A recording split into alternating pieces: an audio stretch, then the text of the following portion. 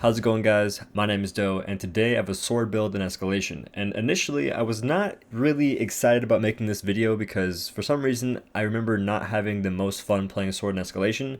As it turns out though, I had a lot of fun yesterday playing the sword. And I was playing a different build than what I would normally play, which normally I'd have like a Hellion sword and I'd be going ham with that. But last night, I was using a Shroud weapon.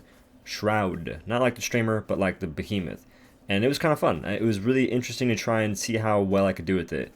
One thing I noticed when I was playing with the sword was that when I didn't have my meter, the game became a lot harder to deal with. And by the way, I am using a special from the trial store. So as always, if you guys are not doing trials, I really do suggest doing the normal trial once a week.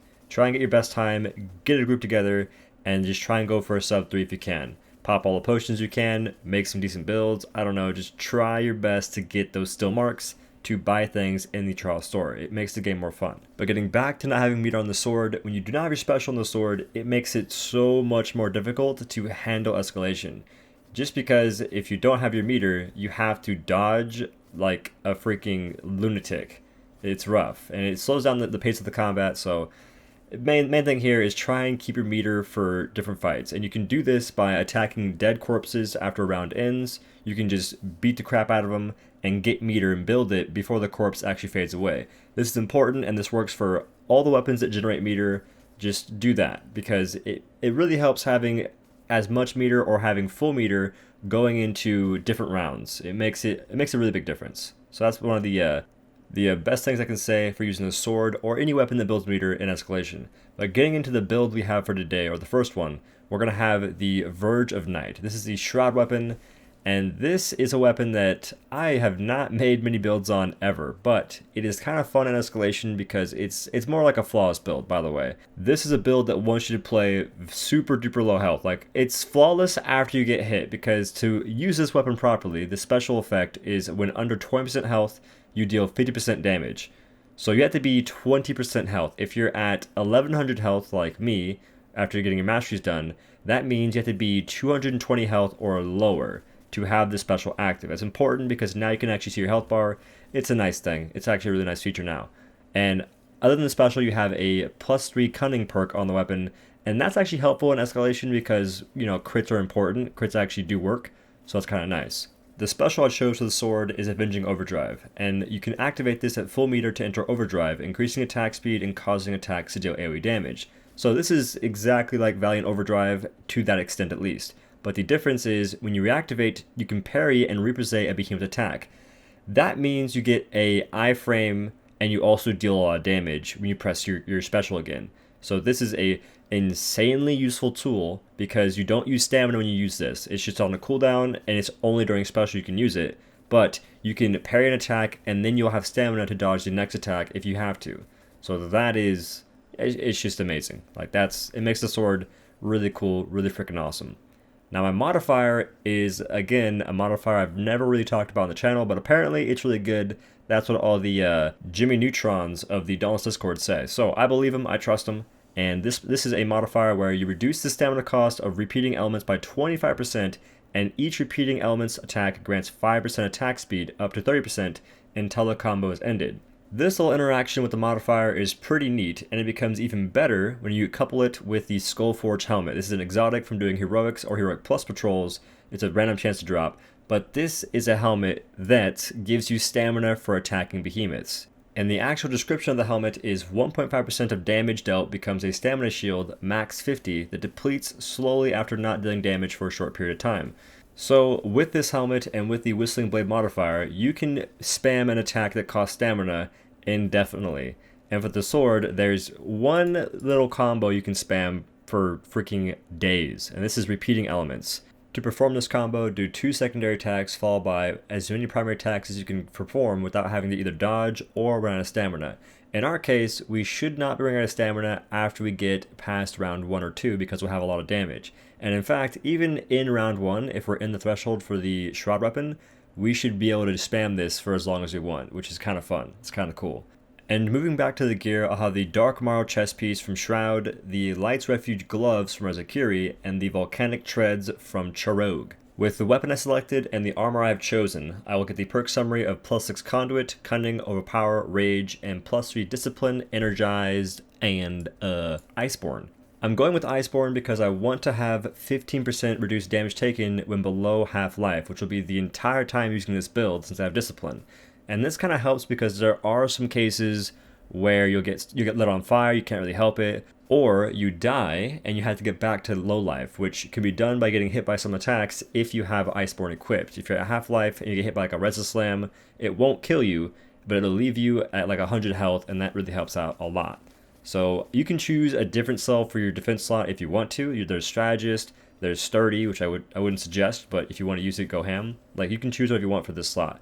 And that is what I'm going with. And I also have Energize. Energize is a cell that I haven't mentioned before, I don't think, in the escalation builds, but I use this cell to get my meter up a lot faster. This is like injecting a bit of steroids into your weapon to get more meter. On the sword, it helps a lot because you'll always be generating meter and spending meter.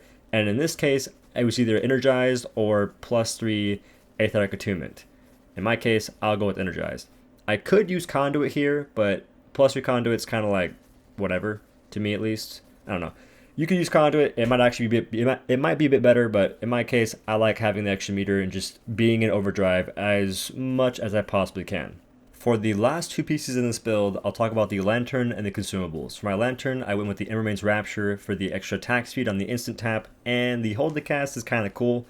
I kind of enjoy it. Like, I like swapping between Drask Lantern or Drask Eye and Emramain's Rapture as Lanterns. Those are like my two favorites, just because they are really, really strong.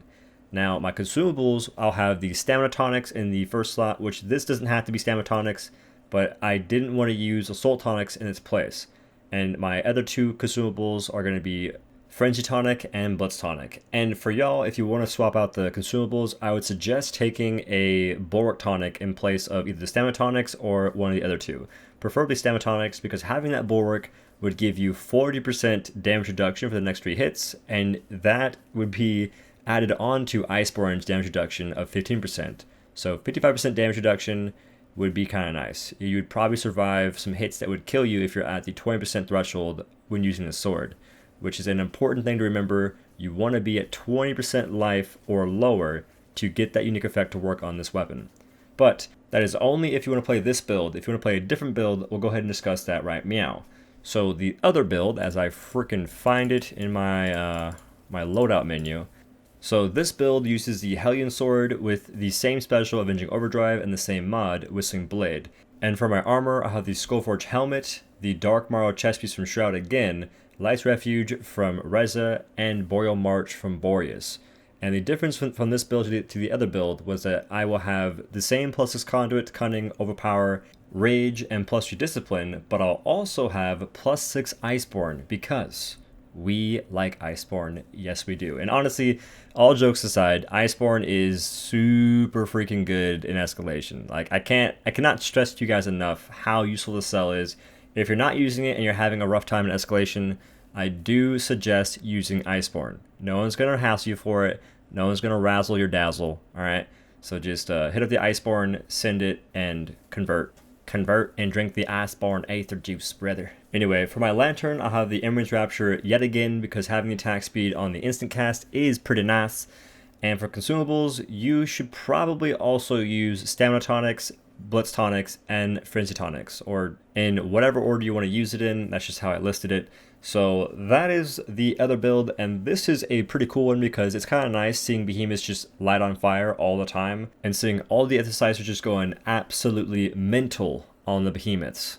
Which, by the way, these slicers from the sword during your special, that's how they work, can crit. I was not sure on that, and I honestly could have just looked at my recordings because I have like 20. But you know what? I'm just lazy. That's all I can really say.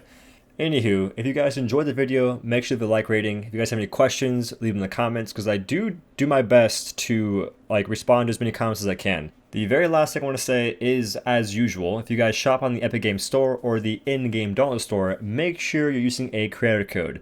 I have a creator code. It's just OhDough. It's my name. If you guys use that, I get a small percentage of what you guys spend in the store, and it is very helpful. It costs you nothing extra. It just takes a couple seconds of your time to type it in. And they do expire for 14 days. I'm going to keep saying that because it's annoying. And it's important to remember to use someone's credit code.